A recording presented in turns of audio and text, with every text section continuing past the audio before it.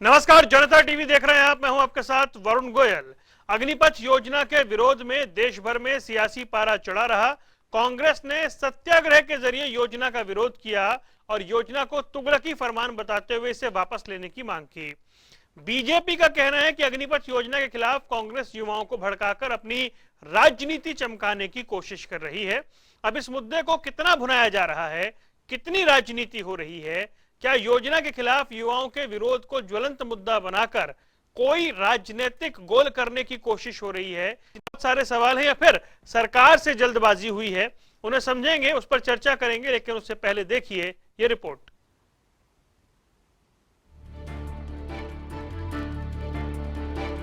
एक सत्याग्रह आंदोलन 19वीं शताब्दी के अंतिम दशक में राष्ट्रपिता महात्मा गांधी ने दक्षिण अफ्रीका के भारतीयों के अधिकारों की रक्षा के लिए शुरू किया था और एक सत्याग्रह आंदोलन आज अग्निपथ योजना के विरोध में कांग्रेस चला रही है।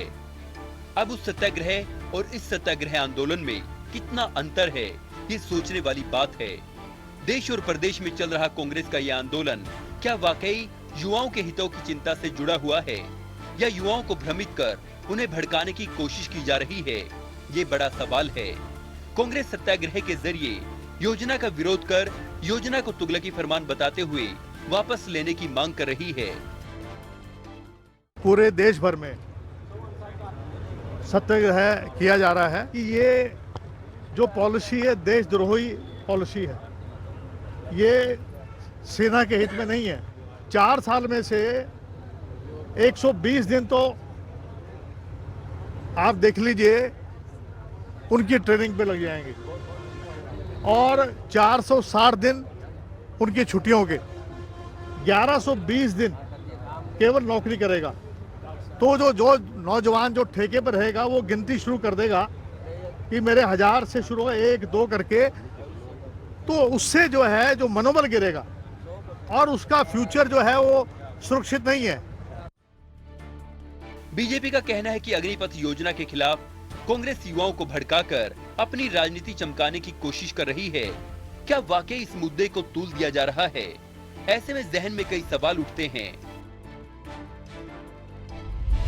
अग्निपथ योजना का विरोध सही या गलत? क्या कांग्रेस कर रही है राजनीति? क्या युवाओं को भड़काया जा रहा है?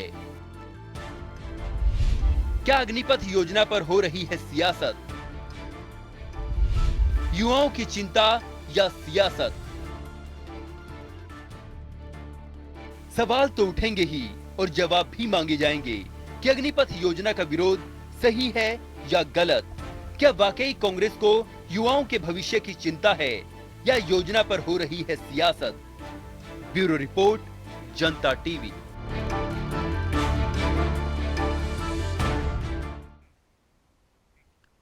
और चलिए चर्चा की शुरुआत करते हैं। फिलहाल 2 मेहमान हमारे साथ जुड़े हैं। सत्यव्रत शास्त्री, भारतीय जनता पार्टी के प्रवक्ता, हमारे साथ जुड़ गए हैं, और राकेश गर्ग, कांग्रेस का पक्ष रखने के लिए हमारे साथ जुड़ गए हैं। राकेश जी, ये सब करने की जरूरत क्यों पड़ रही है? अभी जब एप्लीकेशन जो है वो लेनी शुरू हो चुकी हैं, अकेले एयरफोर्स में जो उनके पेज पर कल तक का आंकड़ा है, आज तो सुना है बहुत बढ़ गया है, कल तक का आंकड़ा है कि 57,000 युवाओं ने रजिस्ट्रेशन कर दिया है। तो अब इस मुद्दे को आगे ले जाने की क्या जरूरत है? वरुण जी, अब में बड़े अहम शब्द, एक चिंता और एक सत्याग्रह। तो मैं बड़ा स्पष्ट कर दूं कि कांग्रेस पार्टी निश्चित रूप से चिंता है, और चिंता है इस देश की, भविष्य की और इस देश की। और सत्याग्रह जो है, जैसे अभी आप अपनी रिपोर्ट में बता रहे थे कि एक सत्याग्रह आजादी से पूर्व गांधी जी ने भी किया था, कांग्रेस के नेतृत्व में भी हुआ था, और वो जो माफी वीर थे जिनको ये लगता था कि ये सत्याग्रह से कुछ हासिल नहीं होने वाला, और इस सत्याग्रह के रास्ते पर चलकर भारतीय कांग्रेस ने और गांधी जी ने इस देश को आजाद करवाया था, ना कि माफी वीरों की तरह माफी मांगकर पेंशन खाई थी। और जो आज सत्याग्रह किया जा रहा है, इस सरकार को भी ये लगता था, कृषि कानून जब लागू किए गए, वो तो कानून बना दिए गए थे, संसद से पास हो गए थे, इस सरकार को लगता था कि अब ये वापस नहीं लिए जाएंगे, ये चंद किसान धरने पर बैठे हैं, ये उठ जाएंगे। लेकिन किसानों ने सत्याग्रह का मार्ग अपनाया, कांग्रेस पार्टी ने उनका समर्थन किया, इस देश ने आवाज बुलंद की और अंततः प्रधानमंत्री जी को स्वयं अपनी तपस्या में कमी बताकर उन कानूनों को वापस लेना पड़ा। मैं आपको एक बात और स्पष्ट कर दूं वरुण जी, आज जब पहले युवा इस मुद्दे को लेकर सड़कों पर उतर रहा था, उस देश के युवा को भ्रमित या कहीं ना कहीं उसको भयभीत करने का प्रयास किया गया कि अगर कहीं आप किसी धरने में, शांतिपूर्वक धरने में भी अगर आपकी तस्वीरें आ जाती हैं तो आपको सेना के प्रति अयोग्य घोषित कर दिया जाएगा।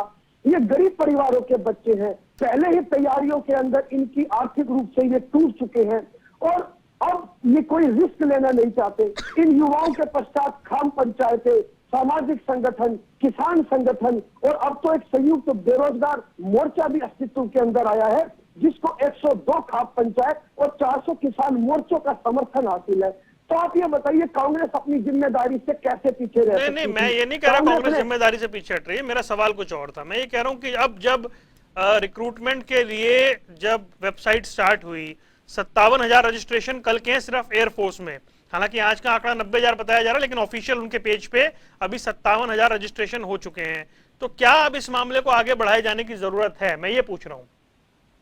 वरुण जी, जो आप सवाल कर रहे हैं मेरा जवाब उसी के निहितार्थ है। आप देखिए कि अगर सेना अपनी प्रक्रिया को प्रारंभ करती है तो इसमें हमें कोई ऐतराज नहीं है, सेना अपनी प्रक्रिया को प्रारंभ रखे, लेकिन जो सवाल इस देश के हैं, इस देश के युवा के हैं या जो युवाओं की आवाज हम उठा रहे हैं, निश्चित रूप से वो आज भी अनुत्तरित हैं। उनके जो प्रश्न, हमारे जो प्रश्न हैं, उनके जो जवाब है आज भी सरकार की द्वारा स्पष्ट नहीं दिए गए हैं। अगर आप मुझे 1 मिनट का समय दें। नहीं, 1 मिनट नहीं सर, वापस आ जाऊंगा। नहीं, ऑलरेडी 2 मिनट दे दिए, फिर आ जाऊंगा आपके पास, आ जाऊंगा और मेहमान भी हैं। क्योंकि मेरे कुछ सवाल है। ठीक है, हाँ नहीं, आप पूछ लीजिएगा, समय पूरा समय दूंगा, पूछ लीजिएगा। शास्त्री जी, भाई वो कह रहे हैं उनके सवाल हैं जिनके जवाब नहीं मिले। दूसरी ओर जो सत्याग्रह कांग्रेस कर रही है, क्या अब इस योजना के नाम पर सियासत हो रही है, जब रजिस्ट्रेशन शुरू हो चुका और नंबर मैं 2 बार बता चुका हूं? देखिए वरुण गोयल जी, पहले तो मैं आपके लिए मैं अभी कह रहा, मुझे एक चैनल पर कांग्रेस के मीडिया प्रमुख, उसका नाम ले धिंगड़ा थे, ये जितने भी टीवी चैनल्स के ऊपर फौजी आते हैं ये सब पैसा लेकर आते हैं, बिके हुए हैं, ये शब्द था। तो क्या कांग्रेस प्रवक्ता इस मानसिकता के साथ बैठे हैं? तो मुझे इनसे कोई बात नहीं करनी। यदि वो इस बात से सहमत है कि वो गलत था तो आगे बात बढ़ेगी। एक बात जो मैं आपके चैनल के माध्यम से बता रहा हूँ, कांग्रेस के प्रवक्ता को जो अभी उन्होंने इनके मीडिया प्रमुख ने जो कहा, आप देखिए जो आंकड़ा आज दर्शाता है कि राष्ट्र सेवा के लिए जो उत्साहित युवा हैं, जिनको केवल कुछ समय के लिए देश सेवा करके वापस आकर अपने जीवन की अनेक यात्राएं शुरू करती है, उनका उत्साह बरकरार है। अभी तो केवल एक सेना का आधार, अभी 2 सेनाओं के अंग जो है बाकी है। लेकिन इनको ये समझ में नहीं आता कि भारतीय सेना के द्वारा प्रस्तुत योजना को भारत की सरकार ने स्वीकार किया है। कृषि कानून सरकार की योजना थी, अग्निपथ योजना भारतीय सेना के वर्षों के अनुभव, उसकी आवश्यकता और देश के अंदर के नहीं बाहर की और अनेक देशों के सेनाध्यक्षों के द्वारा अपनी अपनी सेनाओं के सुसज्जितकरण के लिए जो जो कुछ उपाय दुनिया में चल रहे हैं, उनका संशोधन, अध्ययन और फिर परामर्श के बाद ये सरकार को एक रिपोर्ट सौंपी, जिसे सरकार ने स्वीकार कर दिया। अब कांग्रेस से यदि हम ये पूछें कि सेना के आंतरिक विषयों में कितनी भूमिका राजनीतिक पार्टी की होनी चाहिए, क्या भारत की जो सेना है उन्होंने कभी राजनीति के अंदर इंटरफेयर किया?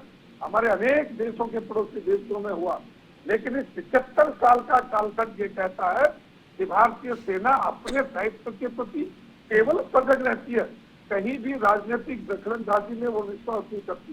तो फिर कांग्रेस भारतीय सेना के उन योजनाओं के बीच दखलंदाजी करना, उनके बारे में गलत शब्दों का उपयोग करना, उनकी योजनाओं को एक पॉलिटिकल स्टैंड बता देना, कहीं कहीं राजनीतिक रूप से ये कह देना कि ये अपनी विचारधारा भारतीय जनता पार्टी थोप रही है, उनको ये समझ सकते हैं। देश के अंदर करगिल का जो युद्ध हुआ उसके बाद अरुण सिंह समिति बनी, उसकी रिपोर्ट क्या थी? और जब आज तीनों सेनाओं के सेनाध्यक्ष इस बात को लेकर चलते हैं कि आज की आवश्यकता है देश दुनिया के वातावरण को देखकर बाकी देश की जो आबादी जो सेना में आती है और सेना में जो रखा जाता है उनकी एज 32 साल की एवरेज आती है। हमें चाहिए 26-27 साल तक के नौजवान, वो कैसे बढ़ेंगे? दूसरी बात, इन सब योजनाओं के पीछे कांग्रेस दोहरा मापदंड अपनाती है। एक तरफ तो कहती है सत्याग्रह, लेकिन मैं कहता हूँ सत्याग्रह नहीं, दुराग्रह है। सेना के प्रति अपनी अपमानजनक टिप्पणियों से सेना की आवश्यकताओं को आज से पहले पूरा करने के प्रति कहीं भी कोई निष्ठा कांग्रेस ने अपने कार्यकाल में दिखाई नहीं। यहाँ तक कि यदि हम 62 की बात करें और यदि हम 2014 तक की भी बात करें तो कितनी कितनी आवश्यकताएं कांग्रेस के शासनकाल के अंदर भारतीय सेना में जरूर महसूस की। एक भी कदम बताइए कि ये आगे बढ़े, बल्कि तमाम प्रकार की उन सब चीजों को रोकने और अटकाने, लटकाने और झटकाने का काम किया। ठीक तो है, सेना जिससे मजबूत हो सके। आता हूँ शास्त्री जी, दोबारा आऊंगा आपके पास। एक बार ओंकार सिंह जी को और चर्चा में शामिल कर लेते हैं। ओंकार जी, आवाज मिल रही है आपको?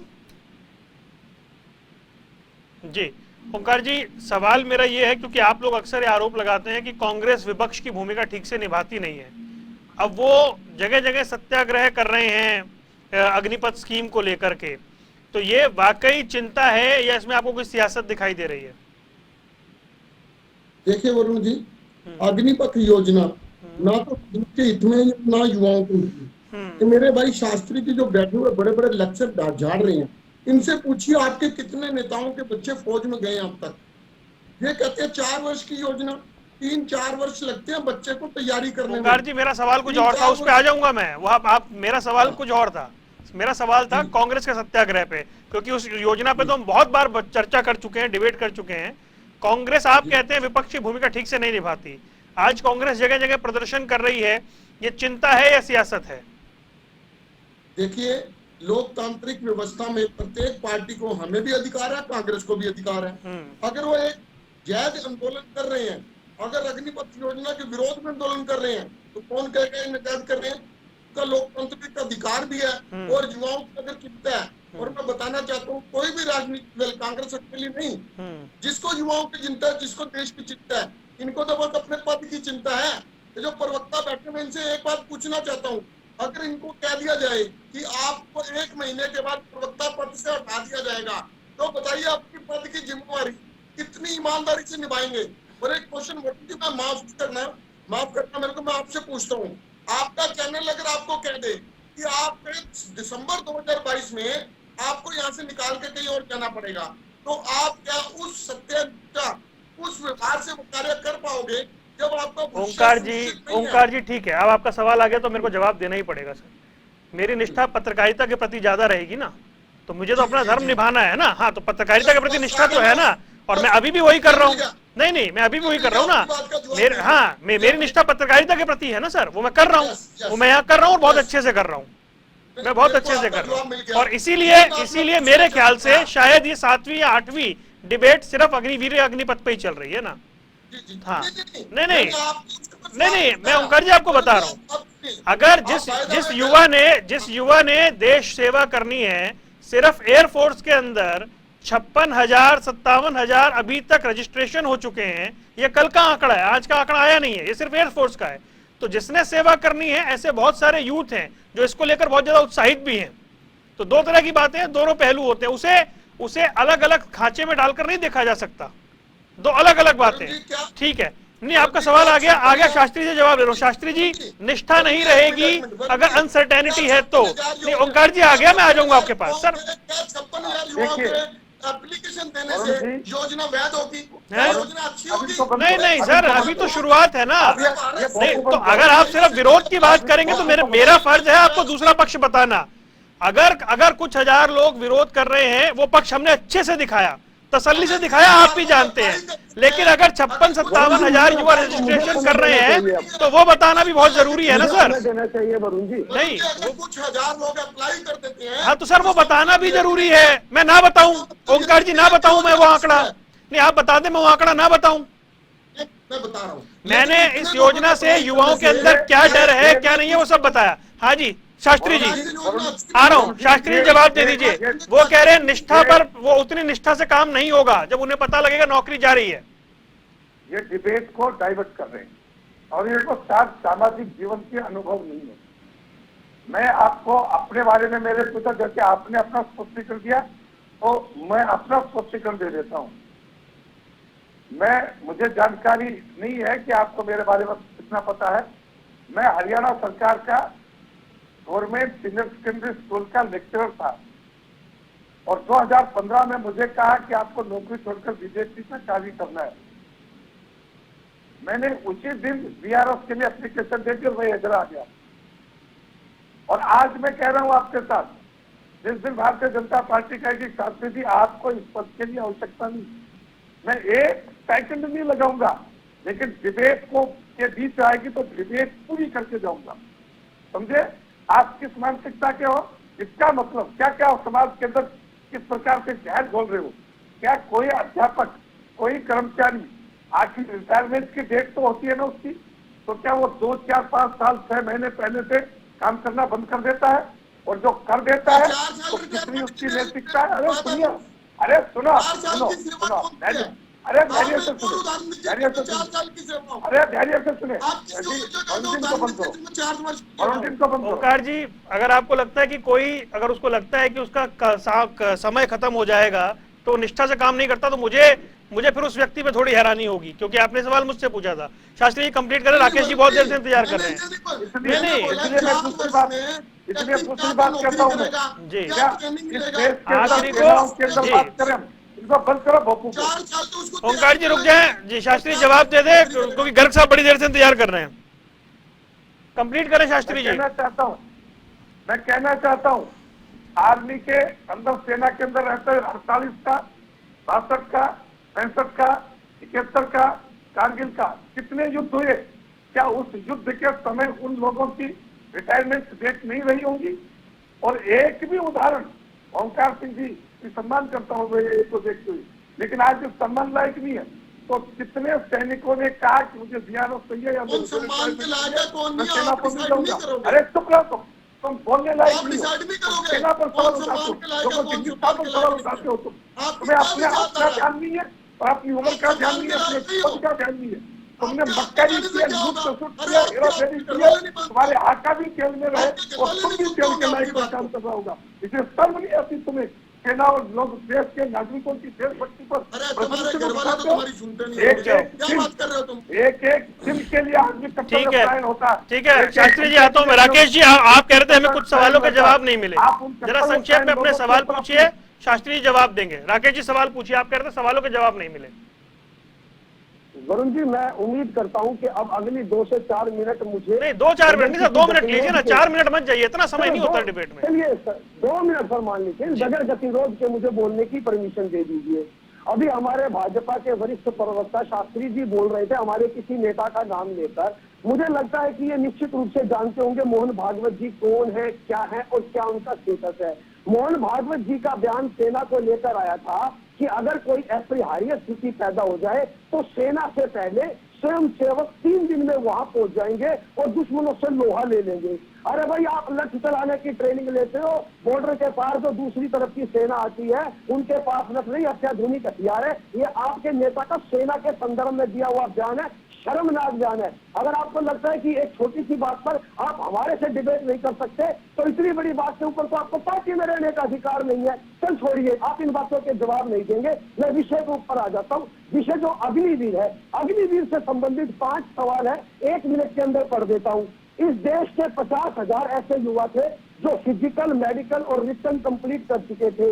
आपने वो अग्निवीर योजना लाई और इस पूरी पॉलिसी को पुनः स्थापित कर दिया। उन 50,000 बच्चों के भविष्य का क्या होगा?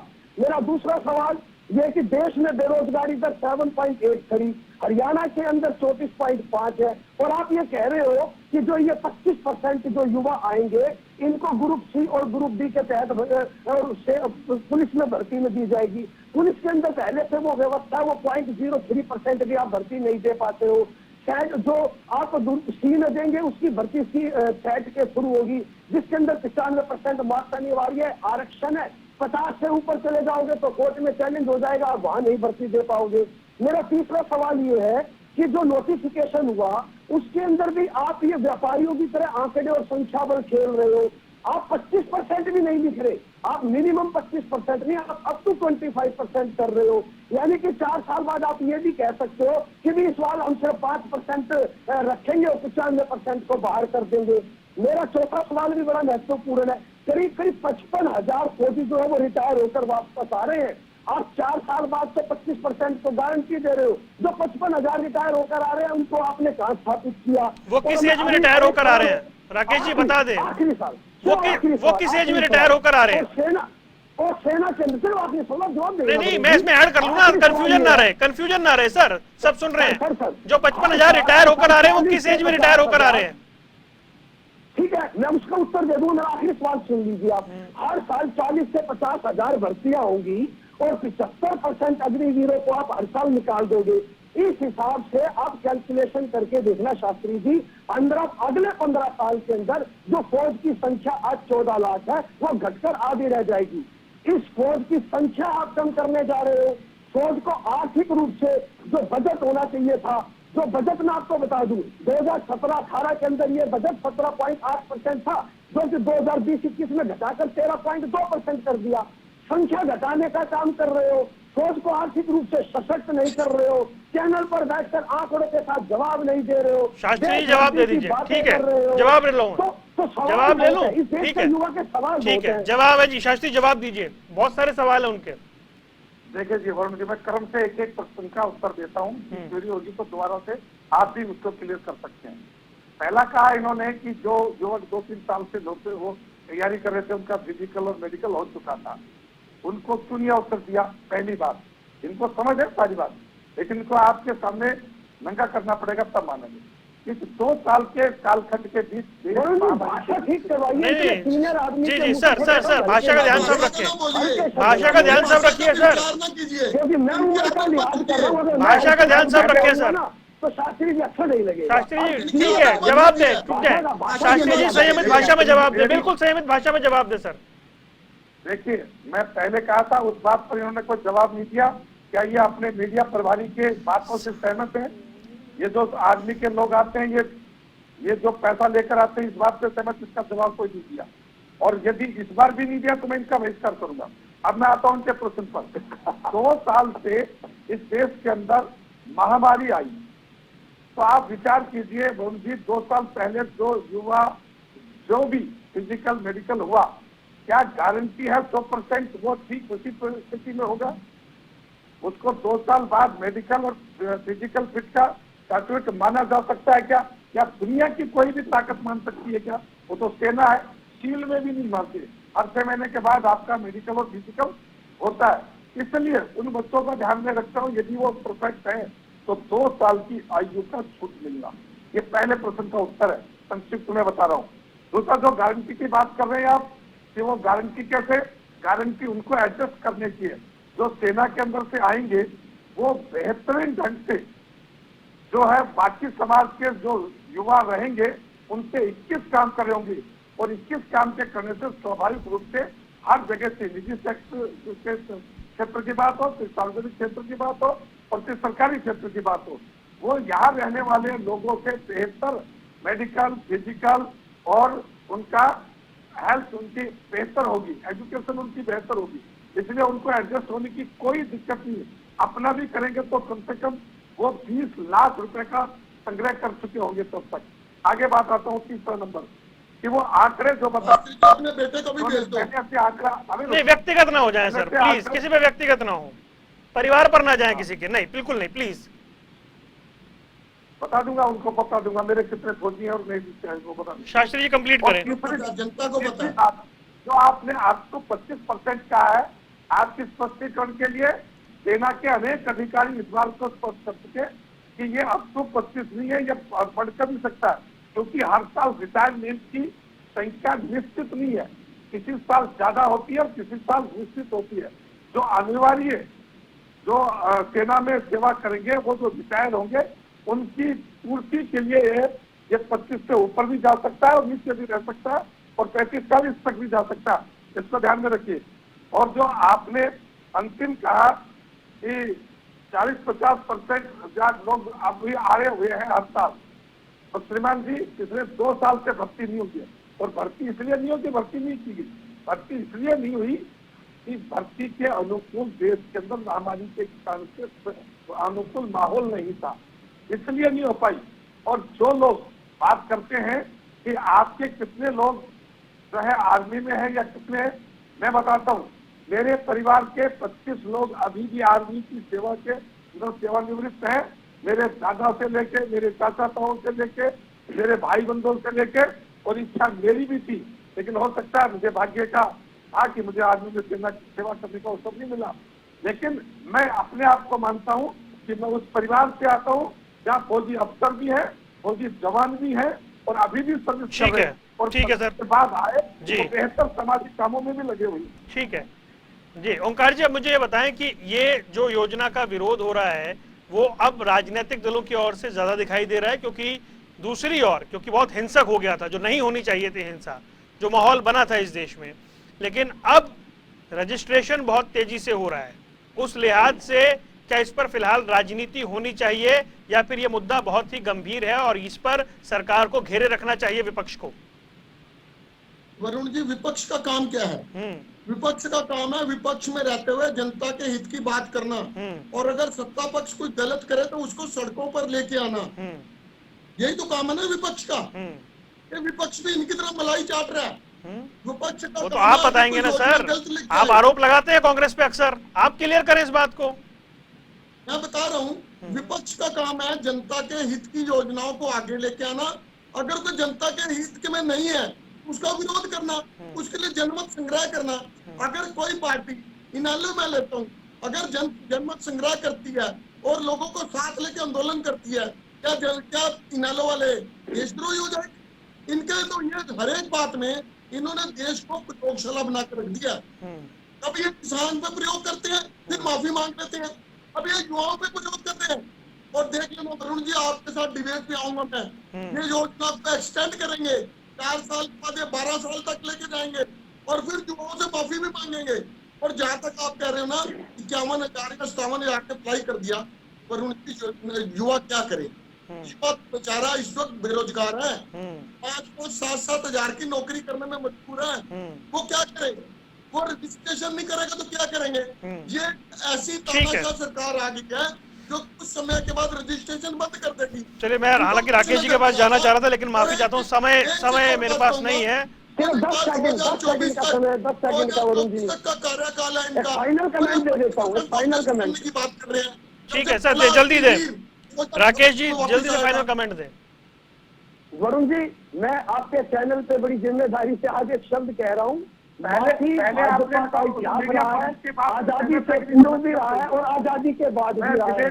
आजादी से पूर्व का इनको पता है, किसान आंदोलन में माफी मांगी, ये इतने सीनियर प्रवक्ता होकर। चलिए सर, मैं माफी चाहता हूँ, नहीं मेरे पास समय बिल्कुल नहीं है और मुझे कार्यक्रम खत्म नहीं करना, लेकिन मैं ये उम्मीद भी कर रहा हूँ ओंकार जी, अगर कभी आपको आपकी पार्टी कहे कि आपने 31 तारीख तक ही प्रवक्ता का पद संभालना है, तो आखिरी दिन तक भी आप बहुत अच्छे से उस पद को संभालेंगे। आप जिम्मेदार आदमी, और ऐसा और ऐसा सभी को करना चाहिए, चाहे वो पत्रकार हो, चाहे वो प्रवक्ता हो, चाहे वो किसी भी सेवा में हो, उसे आखिरी वक्त तक अपनी जिम्मेदारी पूरी तरीके से निभानी चाहिए। आप तीनों मेहमानों का जुड़ने के लिए फिलहाल बहुत बहुत शुक्रिया, शास्त्री जी, ओंकार जी और राकेश गर्ग जी। तो अग्निपथ योजना का विरोध करते हुए कांग्रेस ने सत्याग्रह किया है। बीजेपी इसे सिर्फ और सिर्फ सियासत बता रही है, कांग्रेस कह रही है कि उसे युवाओं की चिंता है। यहां रुकने कुछ देर के लिए, खबरों का सिलसिला लगातार जारी है।